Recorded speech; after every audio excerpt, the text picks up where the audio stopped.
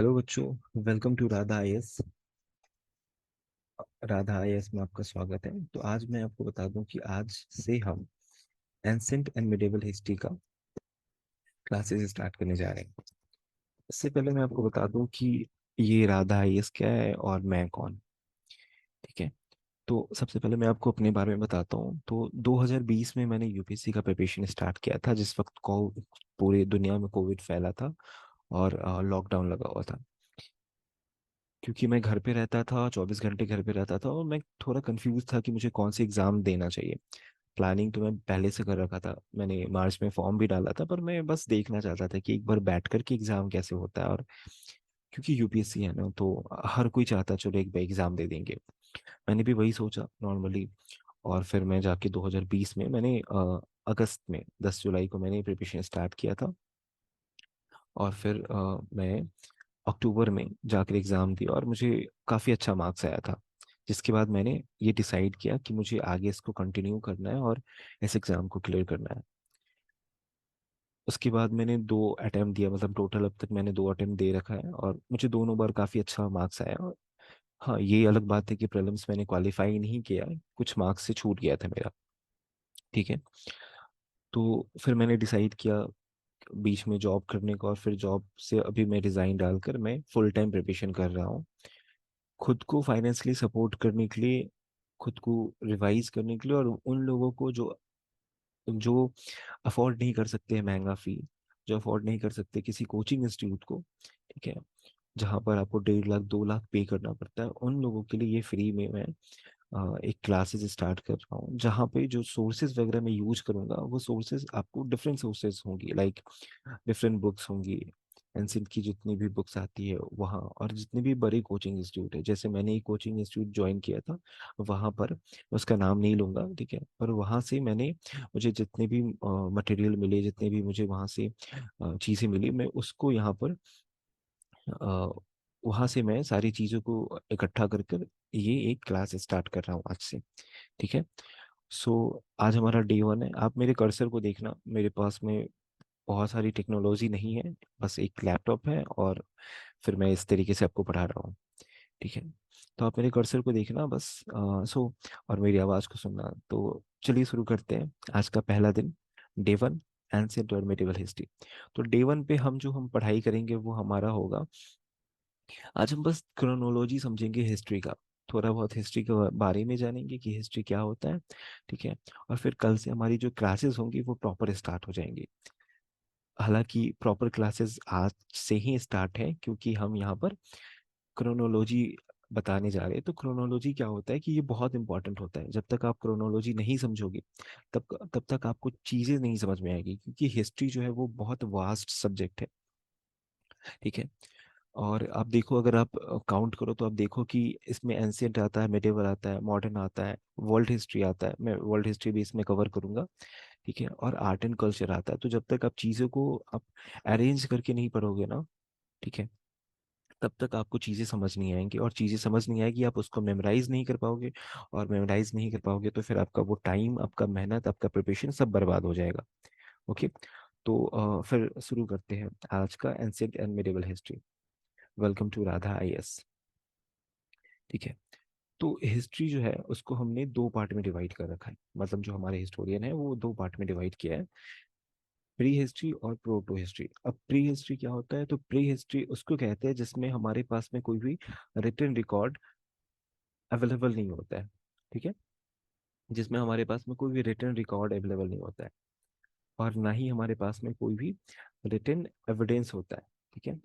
कोई भी written record या रिटन एविडेंस कुछ भी हमारे पास में अवेलेबल नहीं होता है। ठीक है। उसको हम प्री हिस्ट्री कहते हैं।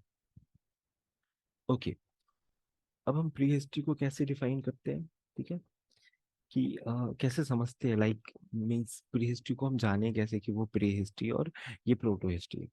तो हमने ये जाना कि रिटन रिकॉर्ड जो है, रिटन फॉर्मेट में कुछ भी हमारे पास में अवेलेबल नहीं है। ठीक है। तो उस वक्त की जो हिस्ट्री है, जहाँ जो जिसको हमने प्री हिस्ट्री में डिवाइड कर रखा, जैसे हिस्ट्री को 2 पार्ट में डिवाइड किया, प्री हिस्ट्री और प्रोटो हिस्ट्री। तो हम कैसे समझेंगे कि प्री हिस्ट्री ये है? ठीक है। और उस वक्त में कैसी चीजें होती थी, ये सारी चीजें हम कैसे समझेंगे। तो अगर आप देखो तो उसमें हम प्री हिस्ट्री को समझते कैसे हैं, उस बारे में जानते कैसे हैं, ठीक है। तो वो इस तरीके से कि उस वक्त में जो भी टूल्स वगैरह जो यूज होता था, जो भी प्रैक्टिस किया जाता था, ठीक है, उस बेसिस पे हमने डिफाइन किया कि प्री हिस्ट्री है, ये प्री हिस्ट्री है और ये प्रोटो हिस्ट्री है। क्योंकि प्रोटो हिस्ट्री का तो आपको देख लो कि हमारे पास में रिटन रिकॉर्ड है, ठीक है। कुछ है ऐसे रिटन रिकॉर्ड जिसको हमने हमने डिसाइफर नहीं कर पाया अब तक, जिसको हमने अब तक पढ़ नहीं पाया। पर इसका मतलब ये नहीं है कि हम उस चीज के बारे में ज्यादा नॉलेज नहीं है, हमें ज्यादा नॉलेज है। जैसे आप देखो यहाँ पर कि आप थोड़ा सा नीचे आ जाओ तो देखो कि ये जो पैलोलिथिक फेज है जो 5 लाख BC से 10,000 BC में आता है, ठीक है, या मेसोलिथिक पीरियड है, ये जो भी है ना, वो हम प्री हिस्ट्री में मानते हैं, ठीक है। जब हम कहते हैं ना, हिंदी में कहते हैं ना आदि मानव, ठीक है, जो हमारे अर्ली ह्यूमन थे ना, ठीक है, जो मतलब वो शिकार करके हंटिंग करके वो अपना दिन गुजारते थे ना, उस चीज को, उस फेज को हम कहते हैं, ठीक है। उस वो जो जिस टाइम पीरियड में रहते थे उसको हम प्री हिस्ट्री कहते हैं, ठीक है। स्टोन टूल्स वगैरह, पेंटिंग, जैसे आप पेंटिंग अगर मैं बात करूं तो आप इंडिया में अगर मैं बात करूं तो मध्य प्रदेश में भीमबेटका है। तो भीमबेटका आप जब देखोगे, मैं आपको आगे दिखाऊंगा जब पैलोलिथिक फेज पढ़ाऊंगा, ठीक है। तो आप देखोगे, अभी मैं आपको बता दूं कि ये सारी चीजें जो है वो आपकी क्रोनोलॉजी में बस बता रहा हूँ आपको, ठीक है। उससे पहले आपको प्री हिस्ट्री हिस्ट्री के बारे में थोड़ा समझा दे रहा हूँ ताकि आपको चीजें समझ में आए, ठीक है। तो आप जब हम मेन क्लासेस स्टार्ट करेंगे, जब हम पैलोलिथिक पढ़ेंगे और जो भी चीज, जो भी टॉपिक पढ़ेंगे, उससे रिलेटेड हम पिक्चर जरूर देखेंगे, चीजें अच्छे से डिटेल में समझेंगे उसमें, ठीक है।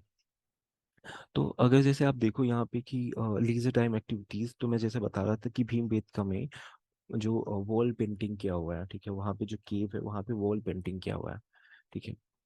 तो वो प्री हिस्ट्री में आता है, ठीक है। रॉक कट पेंटिंग, वो रॉक को कट करके मतलब ऐसे पूरा लेवल, बहुत लेवल का नहीं, स्क्रैच करके, ठीक है, ह्यूमन का या किसी भी चीज का वो पिक्चर बनाते थे, फिर उसमें पेंट करते थे, ठीक है, जिसको रॉक कट पेंटिंग कहते हैं। तो ये सारी चीज जो है आती है वो प्री हिस्ट्री में आती है। इसके बाद आप देखो तो आप देखोगे कि प्रोटो हिस्ट्री आता है। तो प्रोटो हिस्ट्री क्या होता है? तो प्रोटो हिस्ट्री जो होता है जिसको हमने डिसाइफर नहीं किया, कुछ को हमने डिसाइफर किया, ठीक है, कुछ को डिसाइफर नहीं किया। और प्रोटो हिस्ट्री उसको कहते हैं जिसका हमारे पास में रिटन रिटन रिकॉर्ड प्रेजेंट है हमारे पास में, ठीक है। जैसे इंडस वैली सिविलाइजेशन, इसका हमारे पास में रिटन रिकॉर्ड प्रेजेंट है। ये अलग बात है कि हमने अभी तक डिसाइफर नहीं किया, हमने अब तक उसको पढ़ा नहीं है, हमने जाना नहीं है कि वो जो भी चीज लिखा है वो उसका क्या मीनिंग है, क्या मतलब बनता है, ये चीज हमने अभी नहीं जाना है, ठीक है। तो आपने समझ लिया कि हमारा प्री हिस्ट्री था और ये प्रोटो हिस्ट्री, डिवाइड हमने कर दिया दोनों को, और इन दोनों का मीनिंग आप समझ लिए, ठीक है। इसके बाद आपको जो दूसरा टर्म आएगा वो आप देखोगे, यहाँ पे लिखा है कि 5 लाख BC to 10,000 BC, ठीक है। तो ये बीसी क्या होता है, ठीक है, या फिर आप आपने कहीं देखा भी होगा कि एडी, ठीक है, एडी। तो ये एडी क्या होता है, बीसी और एडी? सो बीसी का मतलब होता है बिफोर क्राइस्ट, ठीक है, जैसे क्राइस्ट क्राइस्ट के जन्म से पहले का जो टाइम पीरियड था, ठीक है, जो वो इस धरती पे आए थे उससे पहले के टाइम पीरियड को हम बीसी कहते हैं। और जब वो उस धरती पे आए तब से लेकर के आज 2023 चल रहा है, आज के टाइम पीरियड को हम एनो डोमिनी कहते हैं, ठीक है। तो ये दो टर्म आपको समझ में आ गए होंगे। अगर आपको नहीं समझ में आए होंगे, ठीक है, तो आप कमेंट करके मुझे बता देना, मैं आगे चीज़ें आपको जब मैं क्लासेस स्टार्ट करूंगा कल से, तो मैं उसको डिटेल में आपको बता दूंगा, ठीक है। हालांकि यही इसका डिटेल है, पर मैं आपको उसको लाइक टाइमलाइन के साथ में बताऊंगा कि कैसे चीज़ें वो है, ठीक है। उसके बाद आपने दूसरा टर्म देखा होगा बीसीई और सीई, ठीक है। तो ये बीसीई और सीई क्या होता है? सो बीसीई का मतलब होता है बिफोर कॉमन एरा और सीई का मतलब होता है कॉमन एरा। तो जो सेम वैसे ही है कि क्राइस्ट के जन्म से पहले, जैसे क्राइस्ट के जन्म से पहले, ठीक है, जब वो धरती पे आए तो उससे पहले के टाइम को हम बिफोर कॉमन एरा कहते हैं, ठीक है। और जब वो धरती पे है तब से लेकर के अब तक के टाइम को कॉमन एरा कहते हैं। तो वो जो नॉन क्रिश्चियन जो भी कंट्री है ना, वो बीसी या फिर सी मतलब बिफोर कॉमन एरा या फिर कॉमन एरा वो देख वो मेंशन करते हैं, ठीक है। वो लोग यूज करते हैं जो नॉन क्रिश्चियन है, ठीक है। और जितने भी क्रिश्चियन कंट्री है वो बीसी और एडी जो एनो डोमिनी, ठीक है, यूज करते हैं। ओके। इसके बाद अब हम स्टार्ट करते हैं अपने हिस्ट्री को। तो हिस्ट्री में जो सबसे पहले जो हमें जानना है, क्रोनोलॉजी अब हम स्टार्ट कर रहे हैं। तो जो सबसे पहले जानना है वो हमारा होता है 5 लाख बीसी से 10,000 बीसी, जो पैलोलिथिक पीरियड आता है। ठीक है। इस पैलोलिथिक पीरियड को भी हमने 3 पार्ट में डिवाइड किया है, लोअर पैलोलिथिक, मिडिल पैलोलिथिक और अपर पैलोलिथिक, जिसको हम डिटेल में देखेंगे जब हम कल से पढ़ाई करेंगे तो। ठीक है। इसके बाद आप देखो तो आपको दिखेगा कि मेसोलिथिक पीरियड। ठीक है, मेसोलिथिक पीरियड क्या होता है? ठीक है। तो जैसे आपका ये पैलोलिथिक पीरियड खत्म हुआ 5 लाख बीसी से 10,000 बीसी में, ये चलता है 10,000 बीसी से। फिर मेसोलिथिक स्टार्ट होता है जो 6,000 बीसी तक चलता है। ठीक है। जिस जो मैं के पेंटिंग की बात कर रहा था वो इस पीरियड, इस टाइम पीरियड पे होता है। ठीक है। ऐसे डिफरेंट डिफरेंट टाइम पीरियड पे डिफरेंट डिफरेंट जगह पे कुछ भी चीजें हो रही होती है। ठीक है। पर जो हमने, जो हमारे हिस्टोरियन ने जो भी समझा है वो ये समझा है कि इस टाइम पीरियड पे वो भीमबेटका वाला पेंटिंग जो बनाया जाता है। ठीक है। उसके बाद 6,000 बीसी, जो तीसरा जो आता है वो नियोलिथिक पीरियड आता है, जो 6,000 बीसी से 3,000 बीसी तक चलता है। ठीक है। और फिर 3,000 बीसी के बाद जो हमारा मतलब कुछ टाइम, मतलब ऐसा नहीं होता है कि अचानक सब कुछ खत्म हो गया फिर नया चीज स्टार्ट हुआ, ऐसा नहीं होता है। ठीक है। धीरे धीरे, मतलब आप समझो कि धीरे धीरे ट्रांजिशन होता है। ठीक है। फिर आप देखो कि इंडस वैली सिविलाइजेशन आता है, जो मैंने यहाँ पे मेंशन नहीं किया है।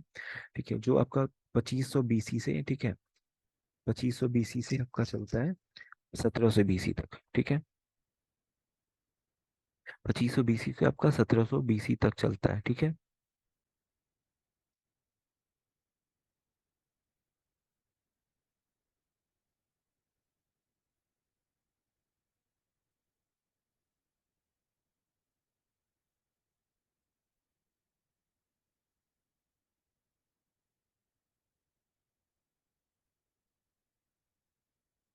ओके।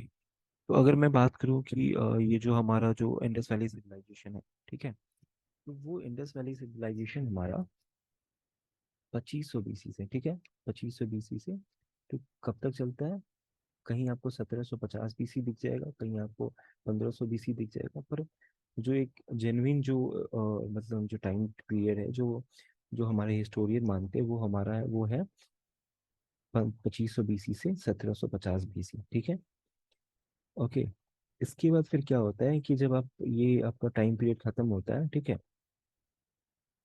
उसके जो ये टाइम पीरियड खत्म होता है, ठीक है, तो फिर क्या आता है कि जस्ट ए सेकेंड। ओके। ठीक है। तो इसके बाद जो हम ये टाइम पीरियड के बाद में आप एक चीज देख रहे हो, देखोगे कि जो चालकोलिथिक कल्चर जो है वो भी चल रहा होता है दूसरे साइड में। मतलब ये कि इंडिया की एक जगह पर, ठीक है, अगर मैं बात करूँ कि इंडिया की एक जगह पे, ठीक है, एक पार्ट पे इंडिया के, ठीक है, इंडस वैली सिविलाइजेशन चल रहा होता है, और दूसरे पार्ट पे जो इंडिया है, ठीक है, उसमें चालुक्यलिथिक कल्चर चल रहा होता है। ठीक है। तो आपको दो चीज यहाँ पे जानने को मिलेगा। ठीक है। पहला चीज ये कि ये चालुक्यलिथिक कल्चर, ठीक है, आगे आप देखोगे जब पढ़ाई हम लोग क्लास करेंगे, तो इसको इंडस वैली सिविलाइजेशन, इसको सिविलाइजेशन क्यों कहा गया? ठीक है। और फिर इसको कल्चर क्यों कहा गया, ये चीज भी इसके बीच की जो डिफरेंस है उसको भी हम देखेंगे आगे जब हम क्लास करेंगे इंडस वैली सिविलाइजेशन का। जो हम जिस दिन हम पढ़ाई करेंगे उस दिन हम इस चीज को भी डिटेल में समझेंगे कि क्यों इसको कल्चर कहा गया, उसको क्यों सिविलाइजेशन कहा गया। ठीक है। इसके बाद में जब Aryan, sorry, Indus valley civilisation आपका 1750 या 1700 के आसपास में ये खत्म होता है। ठीक है। तो फिर आर्यन का अराइवल स्टार्ट होता है। अब कुछ हिस्टोरियन का कहना है कि जो इंडस वैली सिविलाइजेशन है, ठीक है, जो आईवीसी है ना, कि वो इस वजह से खत्म हुआ क्योंकि आर्यन पीपल जो थे ना, जो सेंट्रल एशिया से जो लोग आए थे, ठीक है, जो सेंट्रल एशिया से लोग आए थे, उन्होंने यहाँ जो आईवीसी, जो इंडस वैली सिविलाइजेशन के जितने भी लोग लोग थे उनको मार दिया, और फिर वहां पे मतलब दोनों के बीच में एक वॉर हुआ, और फिर आर्यन जो भी थे वो आईवीसी मतलब इंडस वैली सिविलाइजेशन के लोगों को मार दिया, और फिर उस सिविलाइजेशन का खात्मा हो गया। कुछ हिस्टोरियन ऐसा कहते हैं, कुछ का ये कहना होता है कि फ्लड वगैरह आया, नेचुरल डाइजेस्टर आया, जिसकी वजह से वो खत्म हो गया। तो बहुत सारी चीजें हैं जो हमारे मतलब हिस्टोरियन है, उनका बहुत सारी अपना अपना सब पॉइंट रखते हैं, ठीक है। पर ये जो फ्लड वाला जो पॉइंट है वो ज्यादा एक्सेप्टेबल है, मतलब इसको ज्यादा एक्सेप्ट किया गया है, ठीक है। तो अब आप देखोगे कि जो आर्यन जब आए तो उन्होंने वेद को, ऋग्वेद का उन्होंने कंपोजिशन किया। आर्यन जो भी आए थे उन्होंने ऋग्वेद का कंपोजिशन किया, ठीक है, जिसको संस्कृत में उन्होंने लिखा था। ये जो संस्कृत में इन्होंने लिखा था और आज की टाइम में जो हमने संस्कृत अपने बचपन में पढ़ा था, वो दोनों डिफरेंट है, ठीक है। तो फिर उन्होंने ऋग्वेद को लिखा, और उसके हिसाब से इस पीरियड को हमें ऋग्वेद के नाम से हम जानते हैं, ठीक है। इस पीरियड को हम किस नाम से जानते हैं? इस पीरियड को हम ऋग्वेद के नाम से जानते हैं, आई मीन सॉरी, वैदिक पीरियड के नाम से जानते हैं, ठीक है। इस पीरियड को वैदिक पीरियड के नाम से जाने, ठीक है। और फिर इस वैदिक पीरियड को हमने डिवाइड कर दिया दो पार्ट में, जो अर्ली वैदिक हो गया, ठीक है, एक तो अर्ली वैदिक हो गया और दूसरा आया हमारा लेटर वैदिक पीरियड, ठीक है। अब अर्ली वैदिक पीरियड जो हमारा आता है, वो टाइम पीरियड जो उसका होता है वो होता है 1500 से, ठीक है। वो हमारा टाइम पीरियड होता है 1500 से 1000 BC, ठीक है। यहाँ पे आप देख लो 1000 BC, ठीक है। और फिर यहाँ पे आपका लेटर वैदिक जो आता है वो आपका 1000 BC से 600 BC तक आता है, ठीक है। तो ये आपका अर्ली वैदिक और लेटर वैदिक पीरियड आता है, ठीक है। इसके बाद में फिर हम लोग आगे देखेंगे, ठीक है। 600 BC मतलब 6th century BC में जितनी भी चीजें हुई, like rise of religious reform, ठीक है। और और जैसे इस टाइम पीरियड पे जितनी भी चीजें हुई, जैसे राइज ऑफ रिलीजियस रिफॉर्म हुआ, ठीक है। आप जैसे देखो कि बुद्धिज्म है, जैनिज्म है, ठीक है, आजीविकाज है। तो ये सारी चीज का आप देखोगे कि ये सारी चीजें स्टार्ट हो रही है, ये बुद्धिज्म, जैनिज्म, आजीविकाज स्टार्ट हो रही है। और फिर नया 16 महाजनपद जो है उसका क्रिएशन होता है, इसका राइज होता है। ये सारी चीज आप देखोगे किस टाइम पीरियड पे, तो 600 BC के आसपास में, ठीक है। उसके बाद फिर आप आगे देखोगे, जैसे इसी टाइम पीरियड में 16 जनपद जो आपने अभी देखा, राइज ऑफ 16 महाजनपद, ठीक है। उसमें आप एक चीज देखोगे कि, ठीक है, उसमें आप देखोगे कि मगध जो है, ठीक है, वो एक महाजनपद, मतलब एक महाजनपद है जो उसी 16 महाजनपद में से एक है, ठीक है। इसके बाद फिर आप देखोगे हरंक्या डायनेस्टी के बारे में देखोगे, जो 1554 BC में आता है। सिसुनाग डायनेस्टी जो 412 BC में से, आई मीन में स्टार्ट होता है। फिर नंदा डायनेस्टी जो 344 BC में होता है, ठीक है, जिसका लास्ट रूलर जो थे वो धनानंद जो थे, वो लास्ट रूलर थे, ठीक है, जिसने जिन्होंने बहुत पावरफुल आर्मी बनाया था, ठीक है। इसके बाद फिर आप देखोगे इसमें मौर्यन एम्पायर के बारे में देखोगे, ठीक है। मौर्यन एम्पायर जो 319 से 185 BC तक चलता है, ठीक है, जिसका फर्स्ट रूलर जो थे वो चंद्रगुप्त मौर्य थे। तो चंद्रगुप्त मौर्य जो थे वो इसके फर्स्ट रूलर थे, ठीक है। तो अब देखो कि ये जो भी मतलब मौर्यन एम्पायर है, ये करीबन 150 साल तक राज, मतलब इनका राज होता है, ठीक है। आपको यहाँ पे थोड़ा सा कंफ्यूजन हो रहा होगा, मतलब अगर मैं बताऊं कि ये 319 जो लिखा है और 185 BC लिखा है, तो इसमें आपको थोड़ा सा कंफ्यूजन हो रहा होगा। उसको मैं थोड़ा सा भी कोशिश करता हूँ क्लियर करने का। तो आप देखो कैसे ये होता है, ठीक है। जैसे मान लो ये आपका टाइम पीरियड चल रहा है, ठीक है। और यहाँ पे आपका आ गया, यहाँ पे क्या है आपका, मान लो कि आपने यहाँ पे देखा कि इससे पहले, मैं आपको बता दूं कि इससे पहले आपने देखा था कि 344 BC, ठीक है। उसके बाद 319 BC, तो ये यहाँ पे आप 344 BC मान लो, ठीक है। मैं आपको लिख देता हूँ यहाँ पे, ठीक है। तो यहाँ पे 344 BC आ गया, ठीक है। उसके बाद 319 BC आया, ठीक है। और फिर 185 BC।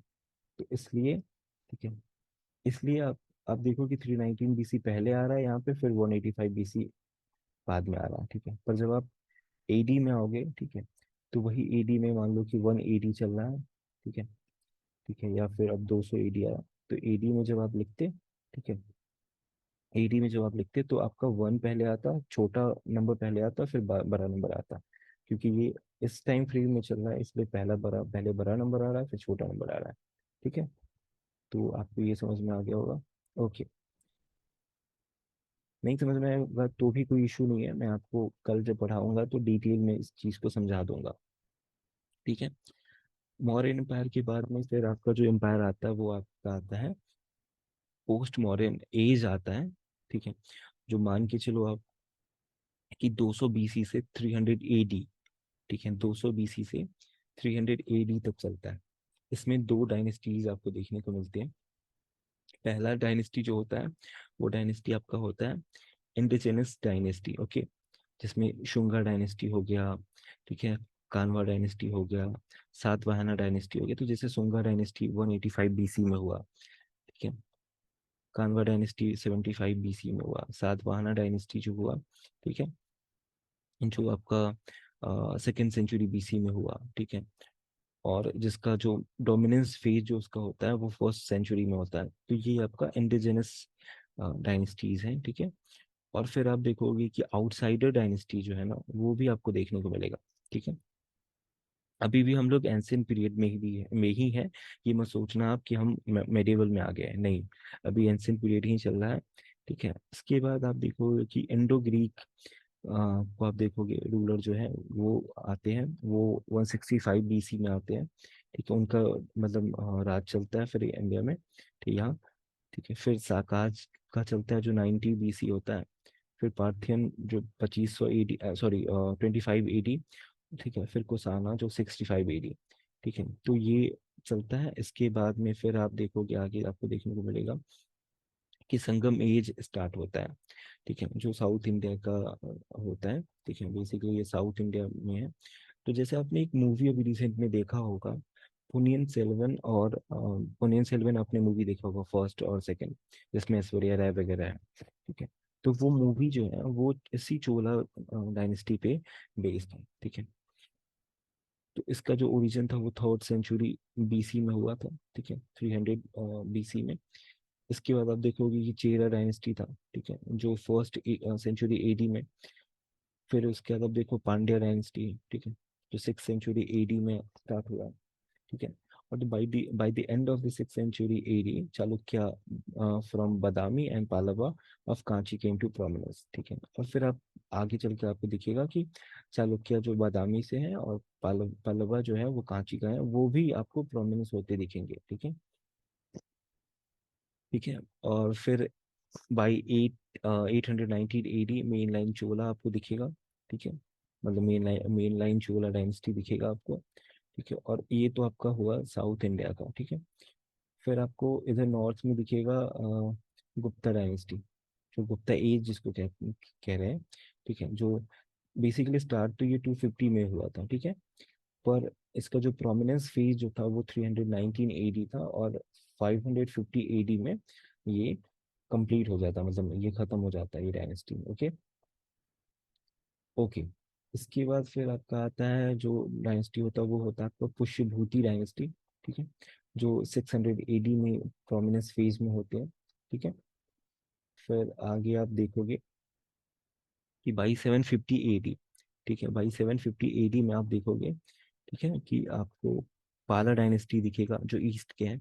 ठीक है, और Pratihara Gurjara of west and north west. ठीक है, और फिर राष्ट्रकूटा ऑफ सेंट्रल इंडिया। तो ये सारी चीज आप टेंशन मत लो, मैं आपको डिटेल में समझाऊंगा सारी चीजें। ठीक है, और इसके साथ जो हमारा जो एंसेंट हिस्ट्री है, ठीक है, वो खत्म हो जाएगा, और फिर हम मिडिवल हिस्ट्री में आएंगे। मिडिवल हम किस बेसिस पे हमारे हिस्टोरियन डिवाइड मतलब माने हैं कि मिडिवल है और ये एंसेंट है। ठीक है, तो इस्लामिक इन्वेजन, ठीक है, इस्लामिक इन्वेजन जब होता है ना इंडिया में, तो उस टाइम पीरियड को हम मानते हैं, उस टाइम पीरियड को हम क्या मानते हैं, उस टाइम पीरियड को हम मानते हैं मिडिवल, मतलब उस टाइम पीरियड से हम मानते हैं कि मिडिवल जो है वो टाइम स्टार्ट हो चुका है।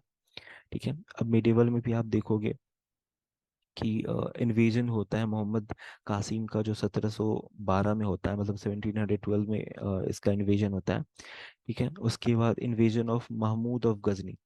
ये महमूद ऑफ गजनी, आपने नाम सुना होगा, जो 985 से 1025 AD तक चलता है। ठीक है, तो ये महमूद ऑफ गजनी वही है जिन्होंने जिसने और जिन्होंने जिसने सोमनाथ टेम्पल जो है, ठीक है, जिस सोमनाथ टेम्पल जो है उसको 17 बार उस पे अटैक किया था, और हर बार पिछले बार से ज्यादा वहां से वो लूट कर ले जाता था। ठीक है, तो ये जितने भी लोग आप देख रहे हो, ये लोग का बस इन्वेजन काम था, लूट और मार काट, यही काम था उनका। ठीक है, वो इंडिया में राज करने नहीं आए थे, वो इंडिया को लूटने आए थे। ठीक है, इसके बाद फिर आप देखोगे invasion of Mahmud, sorry, Muhammad of Ghuri होता है। और उसका इन्वेजन होता है जो 1170 से 1190, मतलब 1192 AD तक चलता है। ठीक है। ठीक है, इसके बाद फिर जो हम मेडिवल में हम देख रहे हैं वो है हमारा दिल्ली सल्तनत। जो है वो स्टार्ट होता है जो 1206 से 1526 AD। काफी लंबा टाइम फ्रेम है, 300 साल अप्रोक्स, 250 300 साल अप्रोक्स होता है। ठीक है, इसमें जब आप देखोगे, ठीक है, तो इसमें आपको दिखेगा कि ये स्लेव डायनेस्टी से स्टार्ट हो रहा है, 1206 से 1219 AD तक चलता है। ठीक है, स्लीप डायनेस्टी, फिर खिलजी डायनेस्टी 1290 से 1320 AD तक चल रहा है। और फिर तुगलक डायनेस्टी है जो 1320 से 1414 AD, ठीक है, तक चल रहा है। ठीक है, इसके बाद फिर आप देखोगे कि जो तुगलक डायनेस्टी है उसमें उसी टाइम पीरियड पर, ठीक है, जो साउथ में विजयनगर किंगडम जो है उसका फाउंडेशन होता है, मतलब उसका वो फाउंड होता है, मतलब वो लाइट में आता है 1336 AD के बीच में। ठीक है, और बाहमनी किंगडम जो है वो लाइट में आता है जो 1347 AD के बीच के टाइम पे। ठीक है, कब आता है? तो tenure of during the tenure of Muhammad bin Tughlaq. ठीक है, तो ओके, ये हो गया।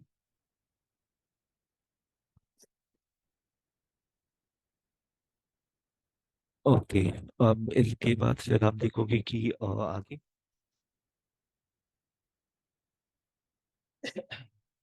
सॉरी, ओके, इसके बाद फिर आप देखोगे कि ठीक है, सैयद डायनेस्टी जो 1414 से 1451 AD के टाइम पे इसका ये राज करते हैं।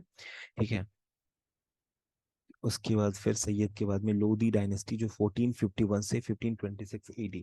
ठीक है, इतना साल उनका राज चलता है, करीबन 70 80 साल इनका राज चलता है। ठीक है,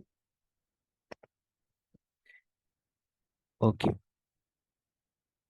उसके बाद लोधी डायनेस्टी वही डायनेस्टी है जिसका जो लास्ट रूलर जो था वो इब्राहिम लोधी था। ठीक है, जिसको बाबर ने हराया था। ठीक है, और फिर उसके बाद फिर क्या हुआ, बाबर ने हराया और फिर बाबर का राज आया जो कि मुगल डायनेस्टी कहते हैं, जिसको मुगल रूल कहते हैं। ठीक है, तो फिर आपको पता है कि मुगल रूल की अगर हम मैं बात करूं, तो बाबर का टाइम फ्रेम आता है 1526 से 1530, 4 साल करीबन। उसके बाद फिर हुमायूं का 1530 से 1540। हुमायूं पहले 10 साल वो राज करते हैं। ठीक है, उसके बाद फिर क्या होता है कि 1555 से 1556, ये दो टाइम फ्रेम आप देख रहे हो, आप कंफ्यूज मत हो। इसमें होता ऐसा है कि 1530 से 1540 उन्होंने राज किया।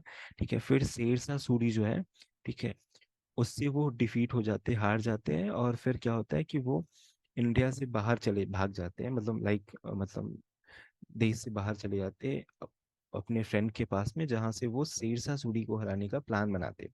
ठीक है, उसके बाद फिर क्या होता है कि सूर एम्पायर होता है, वो करीबन 15 साल राज करता है। ठीक है, उसके बाद फिर वो वापस हुमायूं का फिर से अपना टाइम फ्रेम स्टार्ट होता है, मतलब सूर एम्पायर को हराते हैं, और फिर 1555 से 1556 तक, मतलब 1 साल करीबन वो राज करते हैं। फिर उसके बाद में अकबर का राज आता है जो 1555 से 1605 AD तक वो चलता है। ठीक है, इसके बाद अकबर का के बाद अकबर के बेटा जो जहांगीर है, तो 1605 से 1626, सॉरी 1627।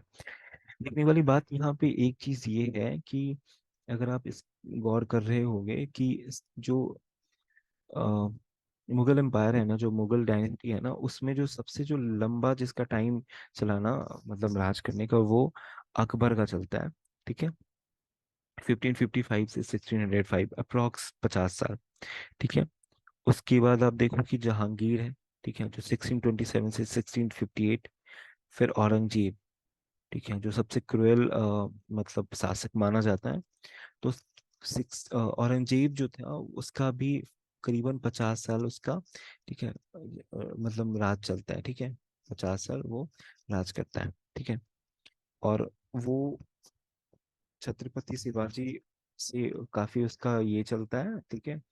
अ, छत्रपति शिवाजी उसका काफी विरोध करते हैं, और ये चीज भी हम आगे देखेंगे जब हम मॉडर्न हिस्ट्री पढ़ रहे होंगे तो। ठीक है, मॉडर्न हिस्ट्री जब हम पढ़ रहे होंगे, तो जब मैं मॉडर्न हिस्ट्री स्टार्ट करूंगा, उसमें भी मैं औरंगजेब से स्टार्ट करूंगा। ठीक है, वो भी मैं औरंगजेब से स्टार्ट करूंगा। ठीक है, ताकि आपको चीजें समझ में आए, या फिर आप कहोगे तो मैं उसको पहले से स्टार्ट करूंगा, पर जैसे मैंने प्लानिंग करा है वो आपको औरंगजेब से मैं स्टार्ट करूंगा, ताकि आपको चीजें जो है बेहतर से समझ में आए। ठीक है। ओके। इसके बाद फिर क्या होता है कि औरंगजेब का जो टाइम पीरियड खत्म होता है। ठीक है। अब बेसिकली अगर आप देखो तो शाहजहां के टाइम से, ठीक है, जहांगीर ये लोग के, मतलब 1600 के टाइम में जो ब्रिटिश है वो इंडिया में आना स्टार्ट हो जाता है। ठीक है। तो और जो ब्रिटिश, जैसे आपने देखा कि मेडिवल टाइम में कि इस्लामिक इन्वेजन हुआ, तो हमने माना कि मेडिवल टाइम स्टार्ट हुआ है।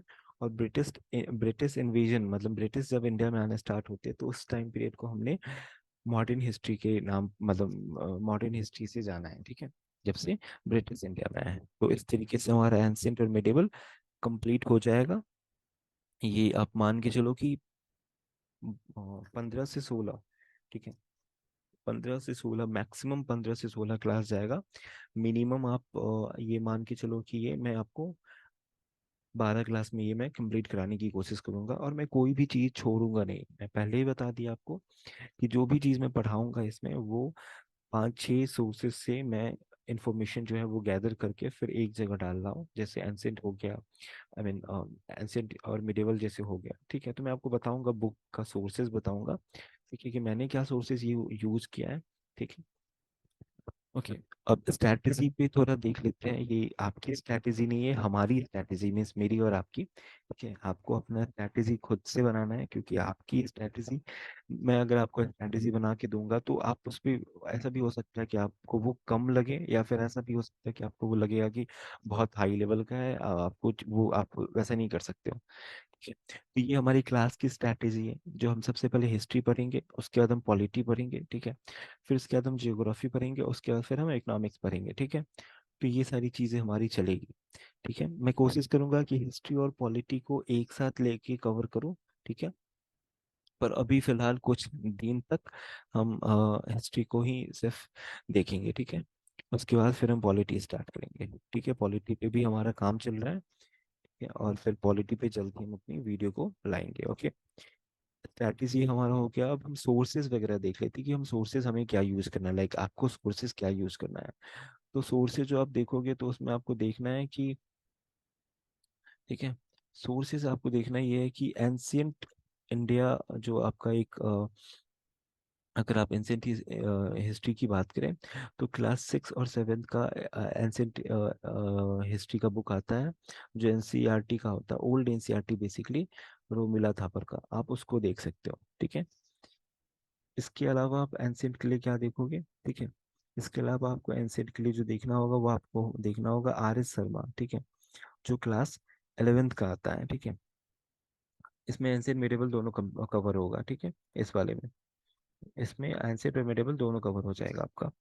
ठीक है, इधर फिर आपको एंशियंट के लिए RS शर्मा देखना होगा, और ठीक है, और फिर आपको मिडिवल जो है, ठीक है, मिडिवल के लिए आपको फिर यहाँ पर सतीश चंद्र बुक एक आती है, जो आप गूगल सर्च करोगे। आप चाहो तो आप ऑनलाइन PDF ये मतलब डाउनलोड कर सकते हो, या फिर आप बुक मार्केट से खरीद लो। मैं प्रेफर करता हूँ कि आप ऑनलाइन चीज़ें रखो। चीज़ें ऑनलाइन रखने से ये होता है कि अगर आप मान लो लैपटॉप से पढ़ रहे हो या फ़ोन से पढ़ रहे हो, तो आपको चीज़ें कहीं ढूंढने की ज़रूरत नहीं है। अब जैसे मान लो कि ऐसे ऐसा होता है कि आपको कहीं ट्रैवल करने जाना है, कहीं घूमने जा रहे हो आप, तो उस जगह पे आपको दिक्कत नहीं होगा कि आप बुक लेके नहीं जाना आपको पड़ेगा। आपको बस अपना लैपटॉप लेकर जाओ, कुछ पेन कॉपी लेके जाओ, आप वहीं पे पढ़ सकते हो। ठीक है।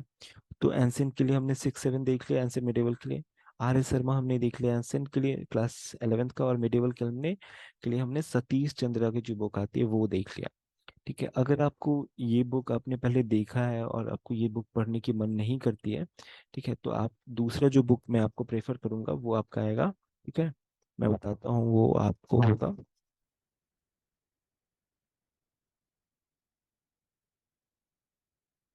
वो बुक आप वो बुक आपकी होगी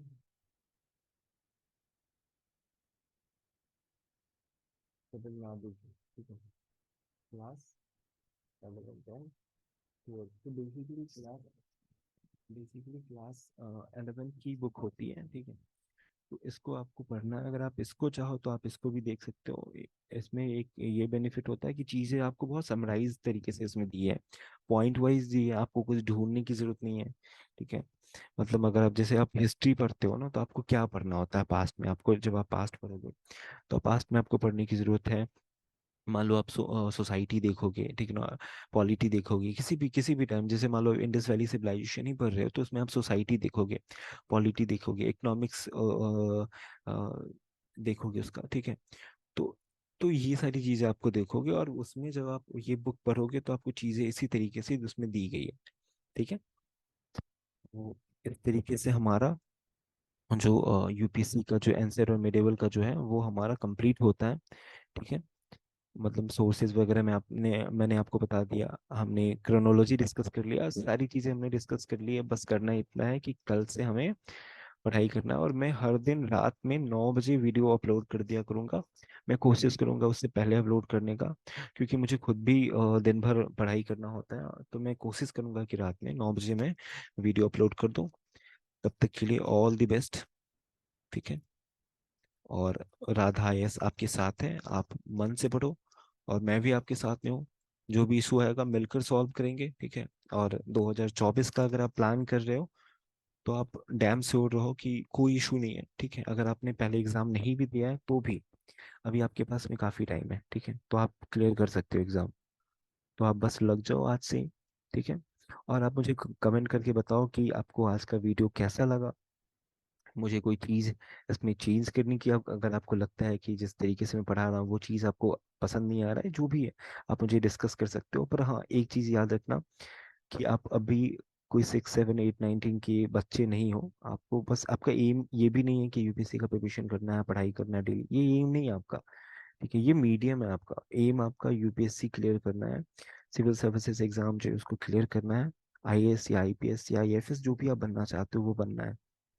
ठीक है, तो आप उस चीज में लगो। मैं जैसे पढ़ा रहा हूँ उस चीज को आप पढ़ो, आपको बस डेली ये करना है कि जो मैंने पढ़ाया आपको उसको पढ़ना है।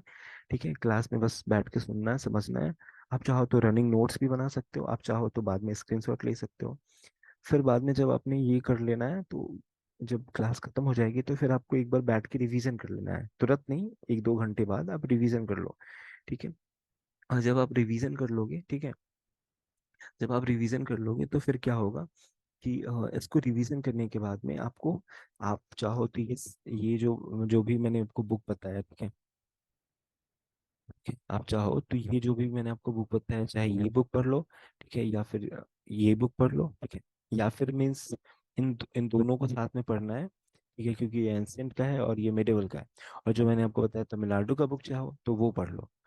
ठीक है, पर ज्यादा सोर्सेज मत यूज करो, सोर्सेज एक ही यूज करना है, और पढ़ाई ज्यादा करना है। ठीक है, एक बुक को 5 बार पढ़ना बेहतर होता है, 5 बुक को एक बार पढ़ना बिल्कुल भी बेहतर नहीं होता है। ओके, तो आज का हमारा जो क्लास है वो हम खत्म करते हैं।